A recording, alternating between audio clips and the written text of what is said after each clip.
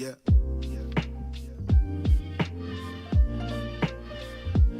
Assalamualaikum warahmatullahi wabarakatuh. Perkenalkan, nama saya Biantaki Boyinge dari jurusan Teknologi Informasi, Institut Teknologi dan Bisnis Ahmad Dahlan, Jakarta. Video ini saya buat untuk memenuhi tugas akhir semester mata kuliah Kemuhammadiyyahan. Pada video kali ini, saya akan membahas tentang perkawinan beda agama menurut agama Islam. Semua manusia pasti menginginkan hidup bahagia. Hidup bahagia menjadi dambaan setiap orang. Salah satunya adalah mewujudkan kebahagiaan itu dengan menikah. Menikah adalah ikatan atau kesepakatan janji yang dilaksanakan dua orang untuk meresmikan hubungan perkawinan. Dengan menikah, maka seseorang dapat menjaga dan terhindar dari kemaksiatan dan perbuatan zina. Pernikahan dengan berbeda agama kerap kali menjadi polemik atau permasalahan di kalangan masyarakat. Pasalnya, menikah dengan beda agama sudah sering dilangsungkan dan akhirnya berujung pada perceraian. Permasalahan dengan nikah beda agama tak hanya ada di dalam negeri, namun persoalan ini juga merambak atau menjadi problem tersendiri di berbagai negara lain. Namun, di Indonesia sendiri, persoalan ini telah menjadi perhatian serius dari para ulama di tanah air. Pasalnya, Majelis Ulama Indonesia dalam Musyawarah Nasional II pada 1980 telah menetapkan fatwa tentang pernikahan beda agama.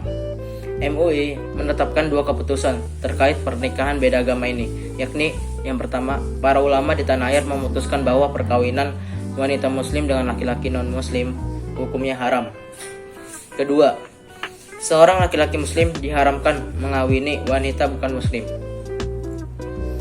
Perkawinan antara laki-laki muslim dengan wanita ahlul kitab memang terdapat perbedaan pendapat.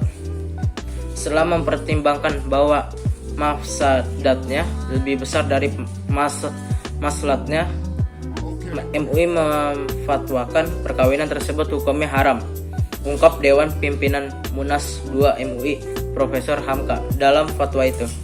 Allah berfirman di dalam surat Al-Baqarah ayat 221. Janganlah kamu menikahi wanita-wanita musyrik sebelum mereka beriman. Sesungguhnya wanita budak yang mukmin lebih baik dari wanita musyrik, walaupun dia menarik hatimu. Dan janganlah kamu menikahkan orang-orang musyrik dengan wanita-wanita mukmin sebelum mereka beriman. Sesungguhnya budak yang mukmin lebih baik dari orang musyrik, walaupun dia menarik hatimu. Mereka mengajak ke neraka, sedang Allah mengajak ke surga dan ampunan dengan izinnya. Dan Allah menerangkan ayat-ayatnya, perintah-perintahnya kepada manusia supaya mereka mengambil pelajaran. Oke, di dalam surat tersebut saya akan memberikan kesimpulannya. Yang pertama, tidak menikahi wanita-wanita musyrik sebelum ia beriman kepada Allah Subhanahu wa taala. Yang kedua, tidak menikahkan laki-laki musyrik dengan wanita beriman sehingga laki-laki itu beriman. Yang ketiga, perempuan yang beriman dan laki-laki yang beriman lebih baik dari perempuan dan laki-laki musyrik sekalipun mereka menarik hatimu.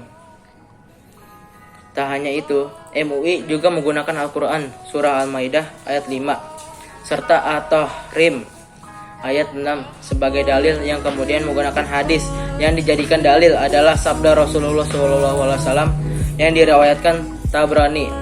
Barang siapa telah kawin, ia telah memelihara setengah bagian dari mana.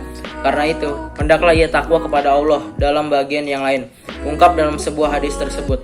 Sementara itu, NU juga telah menetapkan fatwa terkait nikah beda agama. Ulama NU dalam fatwanya menegaskan bahwa nikah antara dua orang yang berlain agama di Indonesia hukumnya tidak sah. Fatwa itu ditetapkan dalam Muktamar ke-28 di Yogyakarta pada akhir November 1989. Senada dengan yang sebelumnya, Majelis Tarjih dan Tajdid Pimpinan Pusat Muhammadiyah pun juga telah menetapkan fatwa tentang pernikahan beda agama. Secara tegas, ulama Muhammadiyah menyatakan bahwa seseorang wanita muslim dilarang menikahi dengan pria non-muslim. Hal itu sesuai dengan surat Al-Baqarah ayat 221 seperti yang telah disebutkan tadi. Tak hanya itu, ulama Muhammadiyah pun mengatakan kawin beda agama juga dilarang dalam agama Nasrani. Dalam perjanjian alam kitab ulangan, umat Nasrani juga dilarang untuk menikah dengan yang berbeda agama. Dalam Undang-Undang Nomor 1 Tahun 1974 Pasal 2 Ayat 1 juga disebutkan bahwa pernikahan adalah sah apabila dilakukan menurut hukum masing-masing agamanya dan kepercayaan itu. Menurut ulama Muhammadiyah, pernikahan beda agama yang dicatatkan di kantor catatan sipil tetap tidak sah nikahnya secara Islam. Hal itu dinilai sebagai sebuah perjanjian yang bersifat administratif.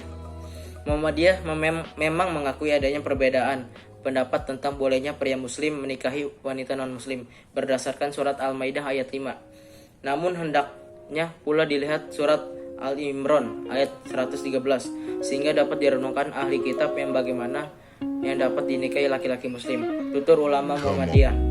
Kendati demikian, kata ulama Muhammadiyah, pernikahan wanita ahli kitab dengan pria muslim banyak membawa kemudaratan dalam banyak hal.